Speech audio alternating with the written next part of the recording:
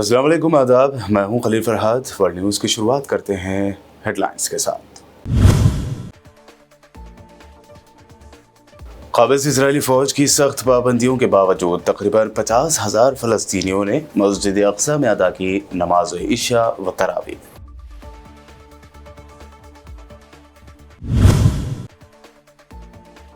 Israel के अल-शिफा अस्पताल पर हमले के बाद हमास व अल-क़स्साम ब्रिगेड का जवाबी हमले करने का दावा। वीडियो जारी करते हुए मुतादिद इसराइली फौजियों को मौत के घाट उतारने की कही बात।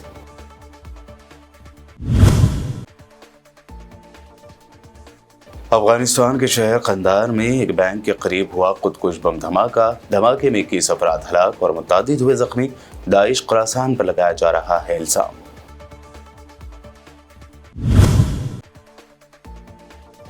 शराब घोटाला मामले व मनी लॉन्ड्रिंग मामले में दिल्ली के सीएम केजरीवाल को ईडी ने बताया मास्टरमाइंड। दिल्ली समेत मुल्क की मुख्तलिफ रियासतों में केजरीवाल की गिरफ्तारी के खिलाफ एहतजाजी मुजाहिरे।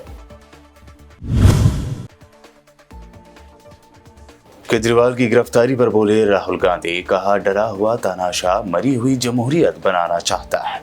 अखिलेश यादव ने भी कहा वक्त आएगा जब बीजेपी को आवाम सबक सिखाएगी। और कांग्रेस ने बीजेपी और दहशतगर्दों के दरमियान लिंक का किया दावा। कहा लश्कर को फंडिंग करने वाले संजय सरोज नामी शख्स को बीजेपी ने लिया पार्टी में।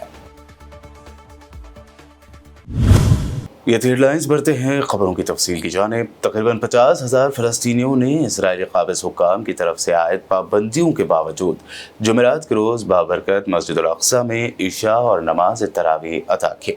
यरूशलेम में इस्लामी औकाफ के महकमे ने कहा कि काबिज़ फ़ौज ने मुतादिद नौजवानों को मस्जिद अक्सा में नमाज अदा करने के लिए दाखिल होने से रोक दिया, जबकि मुसलसल 5वें माह भी मस्जिद अक्सा और उसके अतराफ़ में पाबंदियाँ सख्त की गई हैं। रमज़ान मुबारक की पहली तारीख को काबिज़ फ़ौज ने बाबुल असबाद के इलाके में मस्जिद अक्सा से मुत्तसिल बाड़ पर खारदार तारें लगा दी, जिसका मकसद नमाजियों को मस्जिद अक्सा में दाखिल होने से रोकना था। इस दौरान फ़लस्तीनियों ने बहादुरी और दिलेरी का मुजाहरा करते हुए हज़ारों की तादाद में मस्जिद अक्सा पहुंचकर नमाज इशा व तरावी अदा की।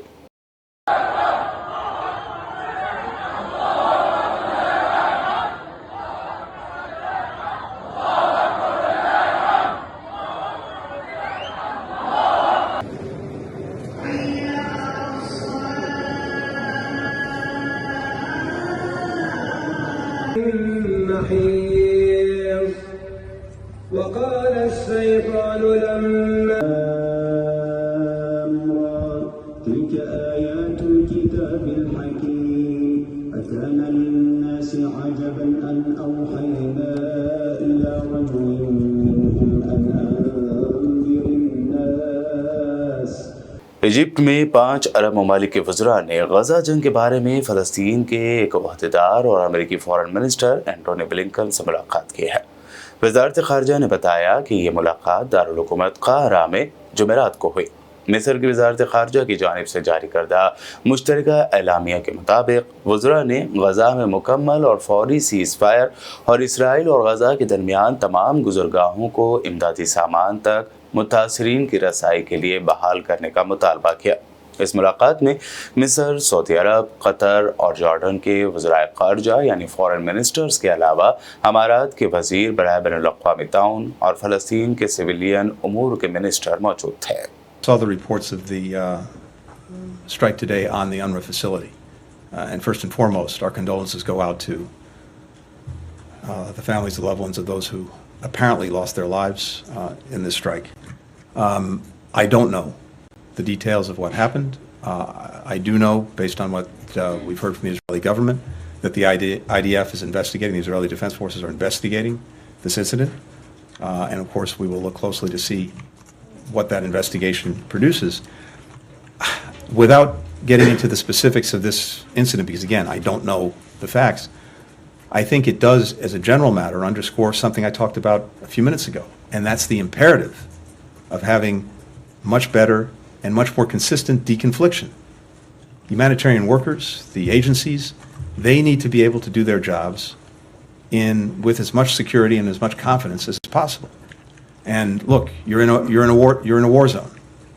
You have a terrorist group that is firing from hospitals, from schools, from apartment buildings. But the Israeli military, the Israeli government have a responsibility and an obligation to do everything possible to ensure that the humanitarians can do their jobs.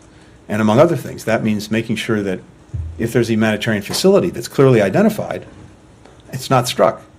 It means making sure that if there's a supply mission, a convoy, trucks going to a particular place at a particular time, that the Israeli military does everything possible to ensure its secure passage. So this is an ongoing process. It's made, again, incredibly difficult by the environment in which it's being conducted, but it is a responsibility and an imperative for the Israelis. Israel के इंतहा पसंद minister अमिकाई Eliyahu ने एतराफ़ किया है कि फ़ौज यानी Israeli फ़ौज तवील जंगों में शामिल होने की सलाहियत नहीं रखती। साथ ही उसने अमेरिकी हथियारों पर इसराइली फ़ौज का इन्हिसार ख़त्म करने पर भी जोर दिया है। ईरान की तस्नीम न्यूज़ की रिपोर्ट के मुताबिक इसराइली इंतहा पसंद वज़ीर अमिकाई एलियाहू ने अमेरिकी हथियारों पर इसराइली फ़ौज का इन्हिसार ख़त्म करने का मुतालबा किया है। उनका कहना था कि इसराइली फ़ौज को अमेरिका की हिमायत के बगैर तवील मुद्दती जंगों के लिए लड़ने की सलाहियत हासिल करनी चाहिए, क्योंकि फ्यूचर में अमेरिका के साथ हमारा टकराव यकीनी और नागुज़ीर है। इस इसराइली वज़ीर ने इससे कबल तूफ़ान अल-अक़सा ऑपरेशन के शुरुआती दिनों में गज़ा पट्टी पर इसराइली फ़ौज के जौहरी हमले का मुतालबा किया था। हमास ने इसराइली जारहियत के जवाब में जवाबी हमले करने का दावा किया है। हमास के मुताबिक अस्करी विंग अल-क़स्साम ब्रिगेड ने अल-शिफ़ा अस्पताल का मुहासरा करने वाली इसराइली फ़ौज पर जवाबन मुतअद्दिद हमले किए हैं। दूसरी जानिब हमास ने अल-क़स्साम ब्रिगेड की 2 दिनों में इसराइली फ़ौजियों और टैंकों पर हमलों की वीडियो भी जारी कर दी है, जिसमें इमारत में मोर्चाबंद इसराइली फ़ौजियों को स्नाइपर गन से निशाना बनाते देखा जा सकता है। अमेरिकी महकमा दिफा पेंटागन के एक सीनियर एहलकार ने कहा है कि हौसियों ने गुज़िश्ता मौसम क़ज़ा के बाद से यमन के साहिल पर बहरी जहाज़ों पर कम अज़ कम 50 हमले किए हैं और एक एहलकार ने अमेरिकी रद्दमल की कमज़ोरी का एतराफ़ भी किया है। हौसी जंगजू गज़ा की पट्टी में फ़लस्तीनियों के साथ इजहार एकजहती के लिए नवंबर से इसराइल से जुड़े बहरी जहाज़ों पर हमले कर रहे हैं। अमेरिकी डिप्टी डिफेंस मिनिस्टर सेलेस्टी वॉलेंडर ने कहा कि बहरे अहमर में हौसी आलमी तिजारत के लिए इस अहम रास्ते में खलल डालने की कोशिश कर रहे हैं, जो पिछले साल के आखिरी महीनों के बाद से जहाज़ों पर कम अज़ कम 50 हमले कर चुके हैं। हौसियों के हमलों ने बहरे अहमर और नहर सुएज़ में बैनुल-अक़वामी समंदरी तिजारत को बहुत ज़्यादा मुतासर किया है। अफगानिस्तान के शहर कंदहार में एक बैंक के नज़दीक होने वाले खुदकुश बम धमाके में 21 अफराद जाँ बहक और मुतअद्दिद ज़ख्मी हो गए हैं। आलमी खबर रसा इदारे के मुताबिक अफगानिस्तान के सूबे कंदहार के information and culture director Inamullah Samangani ने खुदकुश बम धमाके की तस्दीक करते हुए बताया कि न्यू काबुल बैंक की ब्रांच के बाहर तनख्वाह लेने के लिए जमा होने वाले अफराद पर हमला किया गया। इनामुल्लाह का मज़ीद कहना था कि इब्तिदाई मालूमात के मुताबिक इस हमले में खुदकुश हमलावर हलाक जबकि 3 शहरी जाँ बहक हो गए, वहीं 12 अफराद के ज़ख्मी होने की खबर है। ज़ख्मियों में से 5 की हालत तशवीशनाक है। बाद BBC ने धमाके में हलाकतों की तादाद 21 तक पहुँचने का दावा किया है। ताहाल किसी शिद्दत पसंद ग्रुप ने खुदकुश हमले की जिम्मेदारी कबूल नहीं की है। ताहम तालिबान के अफगानिस्तान में इख्तिदार संभालने के बाद से ऐसे हमलों में ज़्यादातर दाइश खुरासान मुलविस रही है।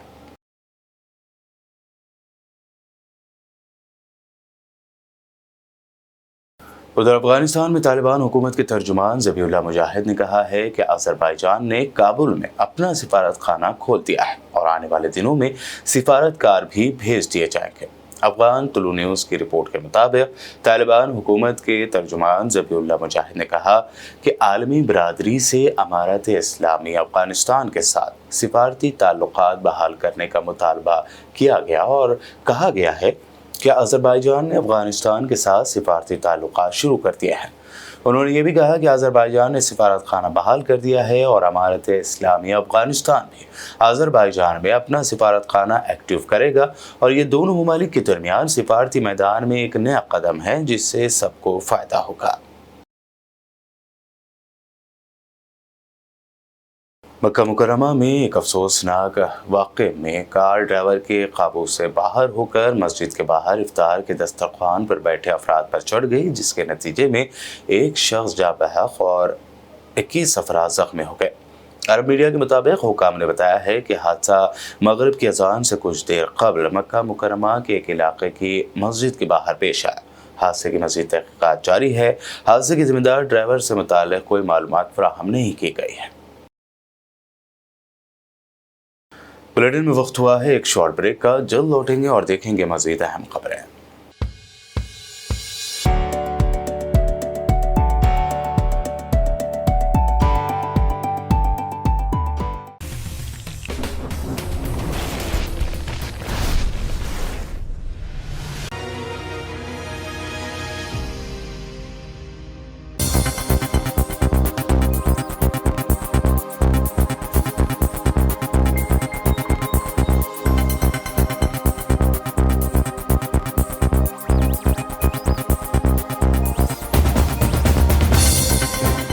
ब्रेक के बाद आगे बढ़ते हैं और अब देखते हैं मज़ीद अहम खबरें।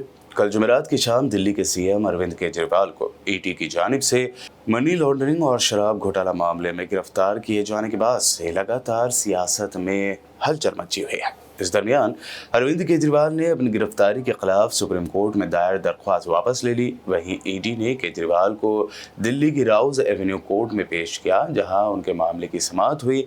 इस दौरान ईडी ने शराब घोटाला मामले का मास्टरमाइंड अरविंद केजरीवाल को करार दिया। वहीं केजरीवाल ने गिरफ्तारी के बाद अपने पहले बयान में कहा कि मैं अंदर रहूं या बाहर, मेरी जिंदगी मुल्क के लिए वक्फ है। इससे पहले दिल्ली हाई कोर्ट की जानिब से अरविंद केजरीवाल को मनी लॉन्ड्रिंग मामले में गिरफ्तारी से रोकने का हुक्म जारी करने से इनकार के बाद ईडी ने उन्हें गिरफ्तार कर लिया था। अब माना जा रहा है कि दिल्ली के सीएम केजरीवाल जेल से हुकूमत नहीं चला पाएंगे। इसके लिए दिल्ली का अगला सीएम कौन होगा, इस पर कयास आराइयों का दौर शुरू हो गया है। हालांकि आप लीडरों ने पहले ही कहा है कि केजरीवाल जेल से ही हुकूमत चलाएंगे। हालांकि अगर केजरीवाल इस्तीफा दे देते हैं तो मुमकिन है कि आतिशी मार लेना या फिर गोपाल राय दिल्ली के अगले सीएम बन सकते हैं। जैसा कि आज पूरी दुनिया के अंदर इस बात को लेकर गुस्सा है कि दिल्ली के 3 बार के चुने हुए मुख्यमंत्री को केंद्र सरकार की ईडी ने गिरफ्तार किया है। गिरफ्तारियां होती रही हैं राजनीति के अंदर, अंग्रेज़ों के ज़माने में भी गिरफ्तारियां हुआ करती थी, मगर जिस मानवीयता का अंग्रेज़ भी ध्यान रखते थे, सब देशों के अंदर जो न्यूनतम मानवीय मूल्य हैं, मिनिमम ह्यूमैनिटी है, उसका भी ध्यान नहीं रखा जा रहा। कल मैं वहीं पे था। अरविंद केजरीवाल जी की माताजी पिताजी लोग जो जाते हैं उनको मालूम है कि खुद बिना सहारे के चल भी नहीं पाते हैं। एक आदमी उनको सहारा दे के वॉक कराता है। कि किस तरह से लोकतंत्र की हत्या करने का प्रयास हुआ है। लोकसभा की चुनाव के घोषणा के बाद अरविंद केजरीवाल जो दिल्ली के एक लोकप्रिय मुख्यमंत्री हैं, विपक्ष के एक प्रमुख नेता हैं, उनको फर्जी आरोप में गिरफ्तार कर लिया गया है। 2 साल से ये जांच चल रही है, लेकिन 2 साल की जांच में 1 पैसा भी ना सीबीआई को मिला है ना ईडी को मिला है। लेकिन जैसे ही चुनाव की घोषणा होती है तो अरविंद केजरीवाल जी को गिरफ्तार कर लिया जाता है। क्यों? इसलिए किया जाता है क्योंकि प्रधानमंत्री नरेंद्र मोदी जी को पता है कि अगर कोई एक नेता उनको चैलेंज करने वाला है तो उस नेता का नाम अरविंद केजरीवाल है। आज भारतीय जनता पार्टी लोकतंत्र की हत्या कर रही है।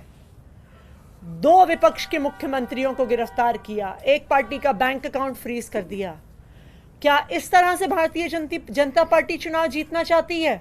वहीं आम आदमी पार्टी के लीडरों व कारकुनों ने केजरीवाल की गिरफ्तारी के बाद बीजेपी के खिलाफ जमकर एहतजाजी मुजाहरा किया, जिसके बाद पुलिस ने कैबिनेट मिनिस्टर आतिशी और सौरभ भारद्वाज को हिरासत में ले लिया है। पुलिस ने दोनों मिनिस्टर्स को पुलिस की एक बस में बिठा दिया।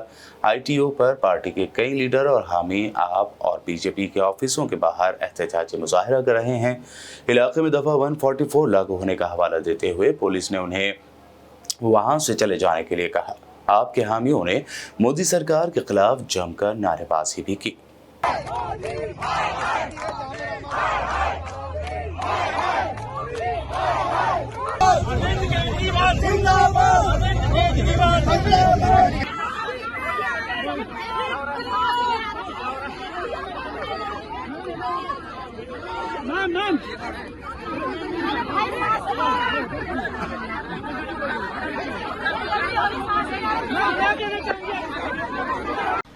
असूलों पे जो आंच आए तो टकराना ज़रूरी है, अगर ज़िंदा हो तो ज़िंदा नज़र आना ज़रूरी है।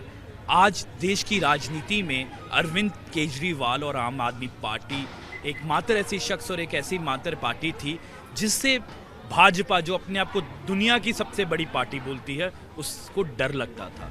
वैसे तो भाजपा वाले बोलते हैं अगर नरेंद्र मोदी नहीं तो कौन, पर उनको पता है मन ही मन में कि अगर नरेंद्र मोदी नहीं तो वो हैं अरविंद केजरीवाल। और इसीलिए ये कोई शराब घोटाला, कोई केस नहीं है। केस क्या है? केस ये है कि अरविंद केजरीवाल ने एक चौथी फेल राजा को बोला कि तुम चौथी फेल राजा हो। ये कसूर है। और ये पिछले 2-2.5 साल से नरेंद्र मोदी रोज सुबह उठकर सबसे पहले ईडी से ये पूछते थे कल गिरफ्तारी क्यों नहीं हुई, मुझे आज चाहिए।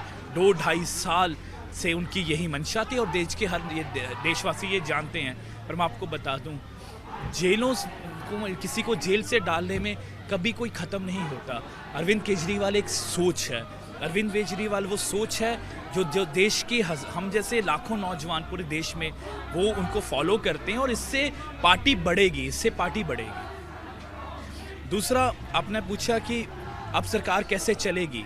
मैं आपको बताऊं, हमारे देश का संविधान ये अलाउ करता है कि कोई भी शख्स जो जेल में है वो एमएलए एमपी का चुनाव लड़ सकता है, और अगर वो चुनाव लड़ सकता है तो मंत्री और मुख्यमंत्री बन सकते हैं। अरविंद केजरीवाल जेल से बैठकर अपना राजधर्म निभाएंगे। वो दिल्ली के दोबारा चुने हुए मुख्यमंत्री हैं, 3 बार ही उनको चुना गया, और वो जो फाइलें जाएंगी अब जेल में बैठकर स्कूल बनेंगे, मोहल्ला क्लिनिक बनेंगे और अस्पताल बनेंगे।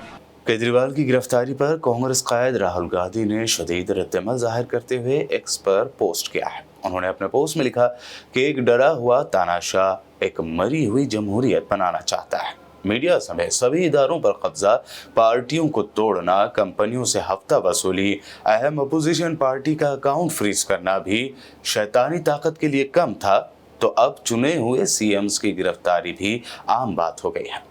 राहुल गांधी ने आगे लिखा कि अपोजिशन का अलायंस इंडिया इसका मुंह तोड़ जवाब देगा।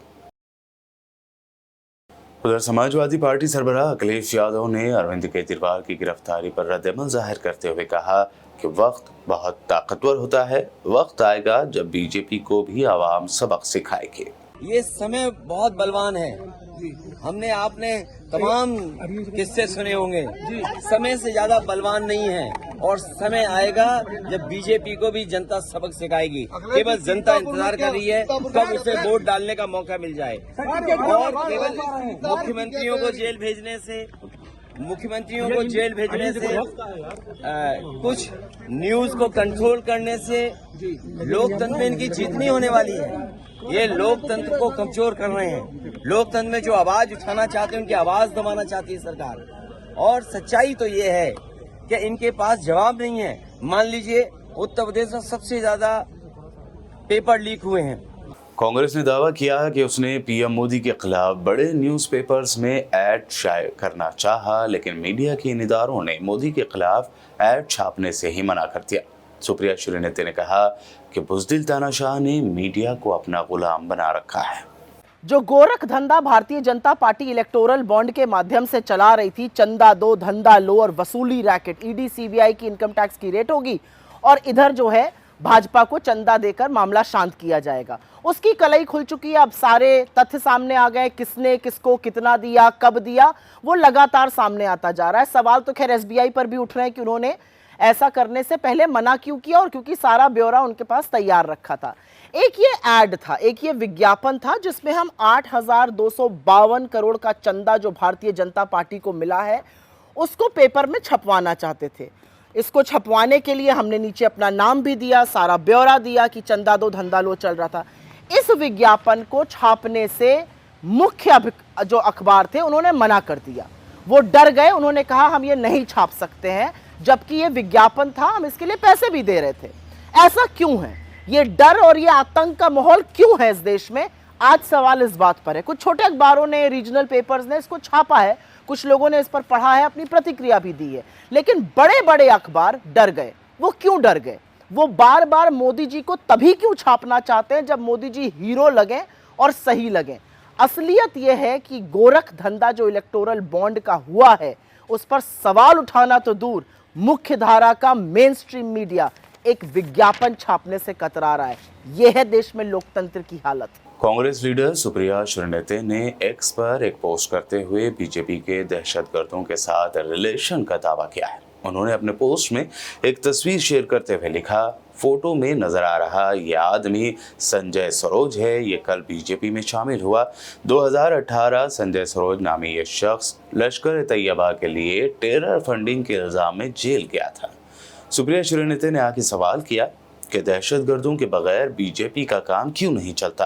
क्या बीजेपी आगे चलकर हाफिज सईद, मौलाना मसूद अजहर, हक्कानी को अपना मेंबर बनाएगी? रियासत बिहार के सुपाल में आज जुमा की अव्वलिन सातों में ज़ेर तामीर ब्रिज गिरने से एक शख्स की मौत हो गई, जबकि मुतादिद अफराद के फंसे होने और जख्मी होने की इत्तलात है। पुलिस ने बताया कि कोसी नदी पर ये अंडर कंस्ट्रक्शन ब्रिज था। इस ब्रिज में काम करने वाले लेबर की मौत हो गई है। पुलिस ने मजीद बताया कि इंतजामिया मौके पर पहुंच गई है और राहत रसानी के काम शुरू कर दिए गए हैं। इस ब्रिज के गिरने के बाद बिहार के नीतीश कुमार और बीजेपी हुकूमत पर दीगर पार्टियों ने शदीद तनकीद की है।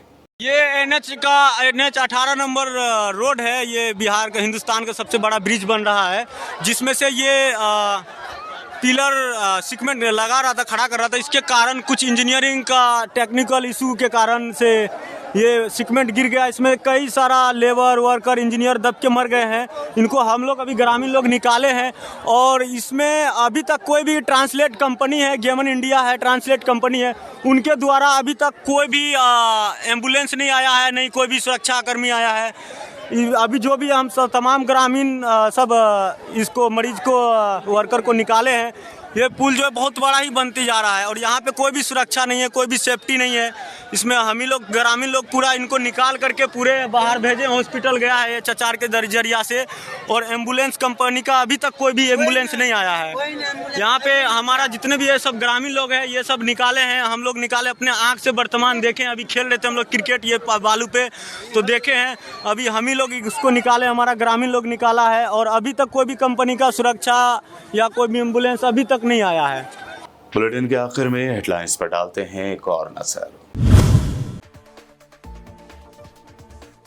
काबिज इजरायली फौज की सख्त पाबंदियों के बावजूद तकरीबन 50,000 फलस्तीनियों ने मस्जिद अक्सा में अदा की नमाज इशा व तरावी।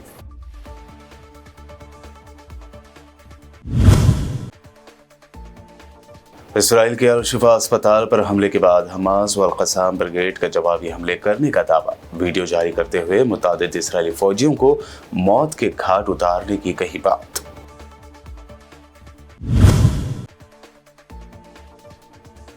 अफगानिस्तान के शहर कंदार में एक बैंक के करीब हुआ खुदकुश बम धमाका। धमाके में 21 अफराद हलाक और मुतादिद हुए जख्मी। दाइश खुरासान पर लगाया जा रहा है इल्जाम।